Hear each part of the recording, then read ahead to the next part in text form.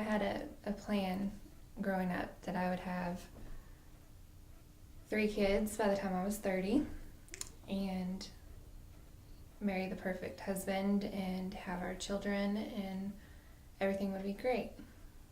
And that plan that I had since childhood kind of faded a little bit once we found that we were going through infertility. I tried for a long time, and I remember my husband having to pick me up off the floor after about the 38th negative in a row, and my faith was rocked. God simply just had something more. We pasted Jeremiah 29:11 all over the house, all over the cars, everything that I saw that came in contact with, because I just knew that his plan was better, that it had to be better, that I had to focus on what his word said. We did 4 IUIs, all failures, so we started feeling like failures as well. And then we did our first in vitro, and we're very hopeful, and it also failed. I was lying there in recovery, and I remember God had already put it in my heart to adopt. I remember telling the nurses that no matter what, if this worked and if it were positive, that we would adopt. And it wasn't, and my faith was completely crushed and rocked. And a few weeks later, we got the information from the adoption agency, and 2 weeks after that, we had our little miracle. People ask me all the time if I would change it and try to have a biological child, and it kind of makes me laugh, because I just can't even imagine my life without her. God's plan was so much better.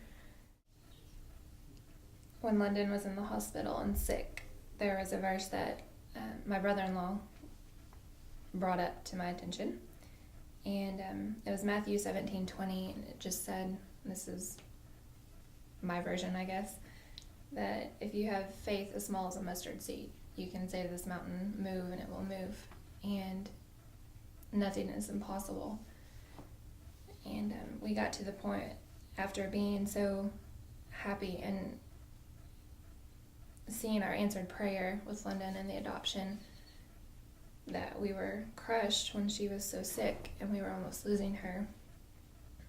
There was, I think before her 5th surgery, the doctor came in and said that she was in acute respiratory failure, acute renal failure, and septic shock, and that he wasn't sure how it would unfold, and to tell her goodbye. Nothing was impossible through him. And she was fighting for us, so we fought against all of Satan's attacks and fought for her. What Satan meant for evil, God meant for good. So all the times that I was down and hurting and just mad at God, Satan was trying to get to me, and I just had to realize and just come to a point where I just had to let it go. And at this minute that I did, I remember exactly where I was, and God just took over completely, and he was in control the whole time, but I let it go. It's crazy to think that all of this plan was orchestrated before I was even born. That the deep valley of infertility where I was down, and then the fact that after we had our daughter, she was very sick and we almost lost her. And we went through all those things just so that we would know him and that we'd have the joy of being her parents. And it's amazing.